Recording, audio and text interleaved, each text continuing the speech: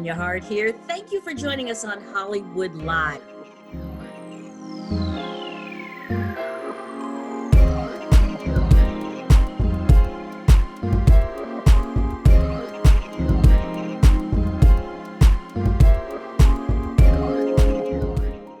Hi, David. How are you?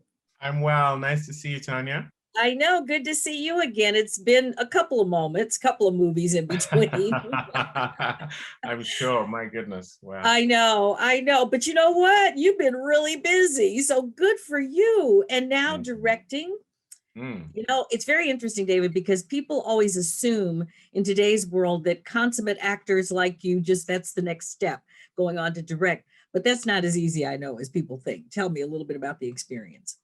No, it's not easy and it's not a given, but I do think that one of the reasons maybe people expect that, you have people who've done it beautifully. Regina King recently, transcendently, Denzel being another, Clint Eastwood, George Clooney, Nate Parker, Joel Edgerton. You have people who have done it and done it really well. And I think the reason they have managed to do it well is because they've treated their careers as their film school. And it's an invaluable education, being on film sets, intentionally watching how other people direct their movies and learning from both the good experiences and the bad experiences. And so if you are someone who is that way inclined, i.e. to direct a film, and you've had a decent career, the chances are you've had the experience that you'd want, and then hopefully your experience of making a movie is a positive one. Exactly. Well, yours was pretty positive. I actually, I see a lot of movies, as you might guess. I love this one because of the fantasy aspect and Mm, because we now have a fantasy movie that has people of color in it and right. different kinds of ideas. And you Mm. said that that was kind of what attracted you to this. It attracted me to this because it was evocative of the kind of film I loved growing up. Right. E.T., The Goonies, Stand By Me, Never Ending Story. These were films I loved watching, but I didn't see myself reflected in. And it wasn't until I had kids of my own that I really appreciated just how important it is to not just imbibe all this content, but to actually feel like you're represented within it, because it starts to affect how you see not only the world, but you in relation to the world. If you're always on the periphery of these narratives, you start to sort of think, oh, well, maybe I am a peripheral being. And that's not the case. You are the center of your own life. And so when I beautifully was presented with the opportunity to be a part of the Waterman when it came on the blacklist in 2015, it was exactly the kind of film I've been looking for to make, to share with my kids. And I knew that in playing the father in it, it was written as a white family in Montana. I knew that in me playing that role, it would change the dynamics of that family, change the demographics of that family. And I knew that that was important and something I wanted to be a part of doing. Well, you did it very, very well. I love the direction. I like like I said, I love the fantasy part of it. It's such also a good film for what we've gone through and what we're coming out of now, the pandemic, Mm, because there's this whole sense of, some kind of like helplessness that we've all mm, felt here at mm, some point.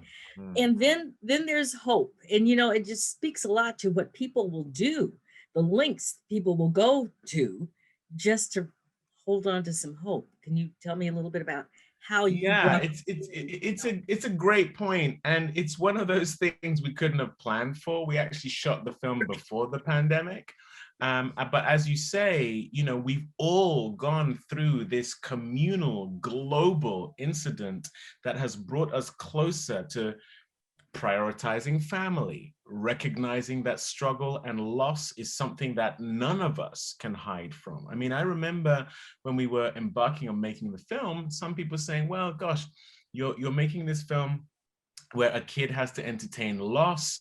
Is that the kind of thing that, is good in a movie? Well, what I loved about those films I watched growing up is that in E.T., you see a family adjusting to suddenly the father having left. In The Goonies, you see a community that they're all about to lose their homes, and then the adventure starts.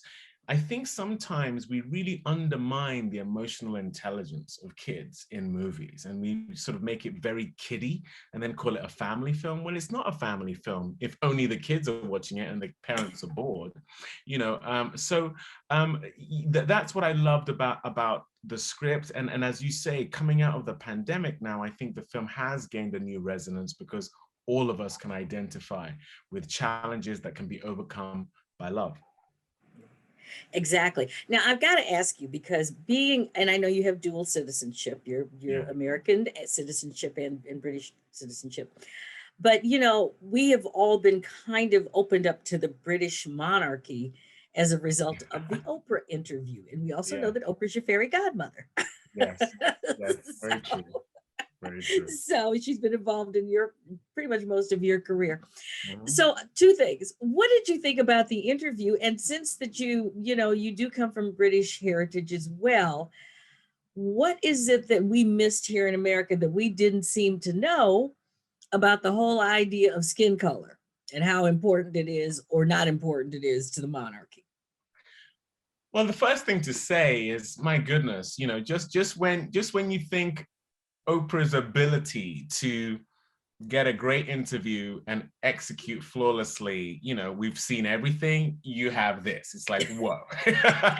You know, Exactly. what an extraordinary, what an extraordinary event. What an impactful cultural moment.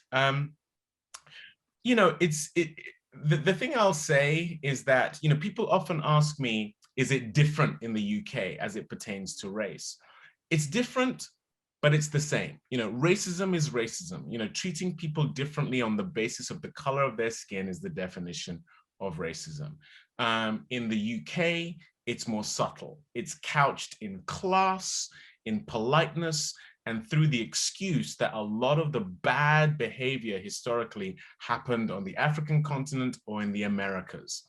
You know, but the reality is that it is just as insidious, just as evil, just as impactful to people who look like us there as it is in America. And so, you know, I can't speak to the specificity of Meghan Markle's experience. I just know that the marginalization of people on the basis of their color in British culture is real. It is real, real, real. And so her truth, as expressed by her, the thing I found most interesting is how quick and desirous certain people were to discredit her Yeah. experience. You know, it's just, and that is what it is to be Black in a racist climate, is to constantly feel gaslighted. Like, no, no, no, what you're saying is not true. You're seeing things, you're being over, you're overreacting, you know, oh, here we go again, playing the race card. Come on, guys, you know, this is not something of our construction. We don't want to live in this. We don't want to continue to live in this. We just want to live a happy life and be able to do what we want to do when we want to do, with who we want, how we want. That's all we want as Black people. The same thing as any white person has. And so that was the thing I found interesting, you know, is that reaction. And I think needs to continue to be examined. Well, I totally agree with you. And also, as I've mentioned to people, we have to understand that, you know, Britain was the original colonizers of kind of the world. So, Right. and it was really, you know, the colonization of the world in their eye was really kind of based on white supremacy. Right. That's not new. So I was really surprised that people were so surprised, but I wanted to get your perspective on that. Yeah. So good. Okay, let's talk a little bit about Rosario Dawson and the Mm. cast. You know, just not a big cast, but boy, everybody brought their A game on this. Mm. They really, really did. And again, one of the greatest pieces of advice I got when I was embarking on this experience was, you are the newbie, you are the novice. Make sure you are the only one who is that. Hire great people who are great at what they do, who are going to make you look good. And that was all the way through my crew. And of course, the cast as well. I mean, Rosario Dawson, Maria Bello, Fred Molina, but even the young actors in this, Lonnie Chavis and Amaya Miller, just incredibly accomplished actors, but with those kids as well, had an emotional intelligence that is very rare to find in kids. But speaking specifically about Rosario Dawson, I knew that at the center of this film, you needed a mother, a wife, a transcendent being who so embodied love and light in order for us to understand the stakes and the lengths to which Lonnie's character is prepared to go to save her. And Rosario just embodies that. She is a being of light. Boy, just forget her talent, just what she brings to a crew and a cast in terms of just her joy, her incessant joy, which was so impactful for us in terms of her bringing that to the film. I cannot begin to tell you just how much she shaped what this film went on to be. Well, I love it because she's also on the political platform now as well with her main man, Cory Booker. She sent me an email yesterday telling me I needed to celebrate Cory's birthday. So I love that. Right. Quite right too. Quite right. Yeah, exactly. So what is up next for you? What are you working on now? And then I have another question. I think I've got you. Yeah, I'm currently here in the UK. I'm doing a show called The Girl Before, which is a 4-part limited series. I'm doing that with Gugu and Mbatha-Raw. It's a sort of a psychological thriller, and I'm loving doing that. I also did a film that Nate Parker directed called Solitary, which I produced as well. And that's a very intense thriller that will be coming out at some point. Peter Rabbit 2 is coming out, I think, in June. And then just building my company, building Yoruba Saxon. The Waterman was our 6th film. Solitary was our 7th film. There's a lot we're trying to build. One of the focuses for me is African stories for a global audience. I have some really great stories that I'm hoping to put out there in the world from that continent. I am so sure you will now. I just have to say belated happy birthday. I know it was April 1st. Thank you. And you're so busy. Do you ever get a chance to just celebrate and have fun? And if you do, what do you do? And what'd you do for your birthday? Oh, yeah. I have 4 kids. And so it's never a dull moment in our house. We have 4 dogs, 3 dogs and 6 chickens and a very, very loud house. And so, in my world, just curling up and watching a movie with my kids or playing tennis or football or swimming with them, my family are my joy. And so that's where I tend to spend my time. Well, thank you so much. Love this film. What do you want the audience to take away when they see Waterman? I just hope that families watch it together and that it engenders a conversation about loss, about love, about life, about imagination, about, dysfunction, about adventure. All these are universal themes that are in the film. But above and beyond that, the central thing about this film is it platforms sacrificial love. And I do think that's the thing that makes the world go around. And it's certainly highlighted in this film. So I hope that's what people get from it. Well, they will. And we love you at American Urban Radio Networks and Digital, David. Come back anytime. Next project, we'll see you for that one.